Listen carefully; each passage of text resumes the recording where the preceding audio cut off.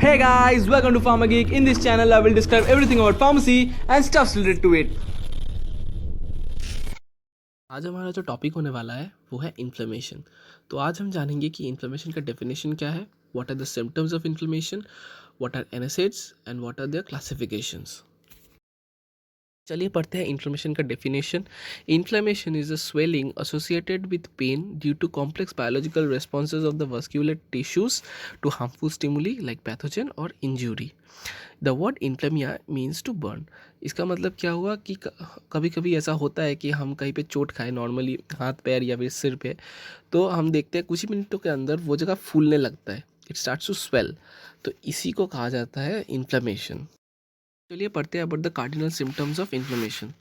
तो बहुत साल पहले अबाउट फर्स्ट सेंचुरी एडी में एक रोमन एनसाइक्लोपेडिस्ट था जिनका नाम था कॉर्नेलियस सेल्सस। उन्होंने बहुत दिन वो जो जिन लोगों का इन्फ्लेमेशन होता था उन लोगों को स्टडी कर करके ये 5 आपका कार्डिनल सिम्टम्स ऑफ इन्फ्लेमेशन बनाया था। जो क्या क्या है हम आज पढ़ेंगे। कार्डिनल का मतलब क्या है, of greatest importance.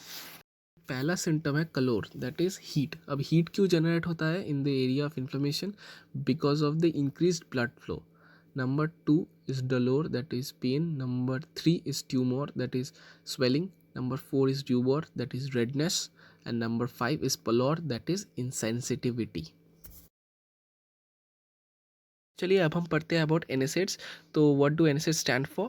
It stands for non steroidal anti inflammatory drugs. तो ये करता क्या है, अगर आपका पेन है या फिर फीवर है या फिर इन्फ्लेमेशन हुआ है तो फिर तीनों चीज़ को ही घटाता कौन है, ये non steroidal anti inflammatory drugs. अब पढ़ेंगे इसका क्लासिफिकेशन। तो they are mainly classified into 3 groups.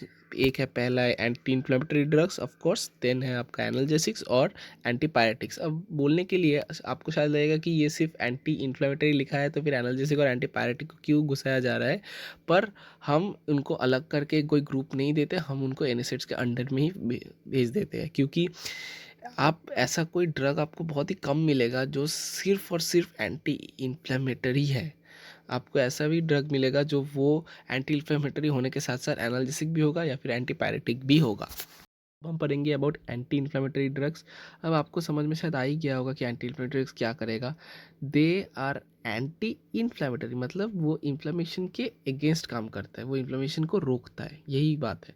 अब किस किस कंडीशन में हो सकता है? ड्यूरिंग स्पॉन्डिलाइटिस वो ये कर सकता है, फिर र्यूमेटॉइड अर्थराइटिस के टाइम में हो सकता है, ऑस्टियोआर्थराइटिस के टाइम में हो सकता है। कोई भी टाइम में अगर आपका कोई इन्फ्लेमेशन हो तो एंटी इन्फ्लेमेटरी ड्रग खाने से आपका वो ठीक हो जाएगा। तो अब ये एंटी इन्फ्लेमेटरी ड्रग काम कैसे करता है ये हम देखेंगे, इसका मैकेनिज्म ऑफ एक्शन कैसे होता है। तो क्या होता है कि सेल वॉल के अंदर आपको पता है वो एक लिपिड बाइलेयर है हमारा सेल वॉल। तो उसमें जो जो फॉस्फोलिपिड्स होता है वो फॉस्फोलाइपेज एंजाइम के अंदर आके क्या हो जाता है, टूट जाता है। किस चीज़ में टूट जाता है? एराचिडोनिक एसिड। ओके, ये एक 20 कार्बन कंपाउंड है और ये जो ग्रुप के अंडर बिलोंग करता है उसको बोला जाता है इकोसानॉइड्स या फिर एइकोसानॉइड्स, कुछ भी बोल सकते हैं आप। तो ये एराचिडोनिक एसिड अब क्या करता है, साइक्लोऑक्सीजिनेस 1 एंड साइक्लोऑक्सीजिनेस 2 के एंजाइम के अंडर में वो प्रोस्टाग्लैंडिन में टूट जाता है।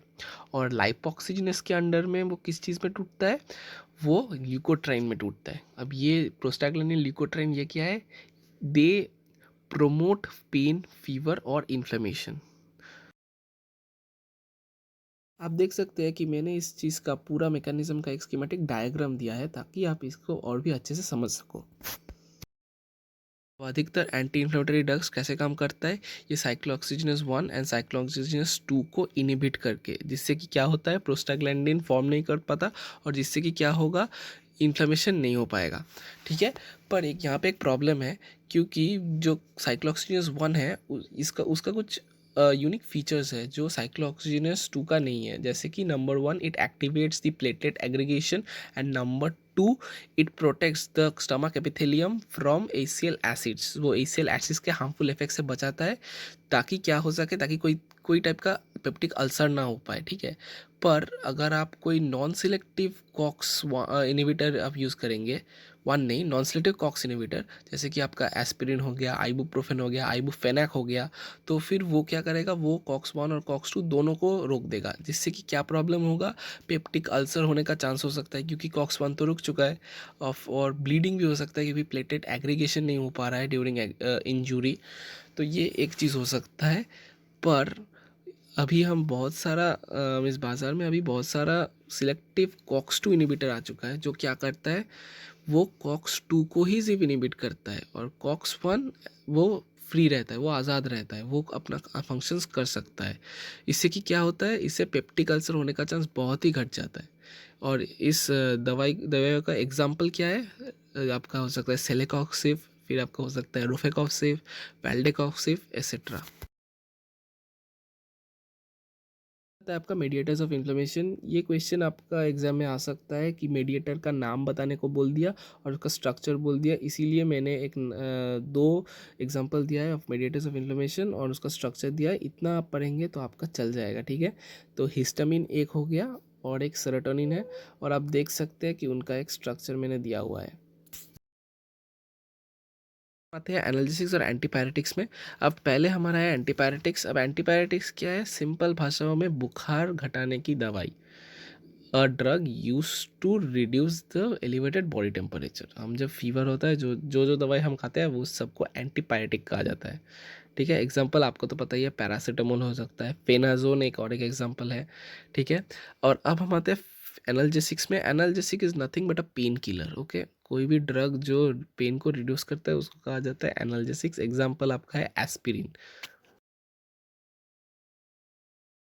अब यहाँ पे मैंने कुछ एनएसएड्स का एग्जांपल्स दिया है based on the groups they are derived from. तो ये आप देख सकते हैं, इसके साथ साथ इसका केमिकल नेम भी है और उसके साथ साथ आईयूपीएसी नेम भी है।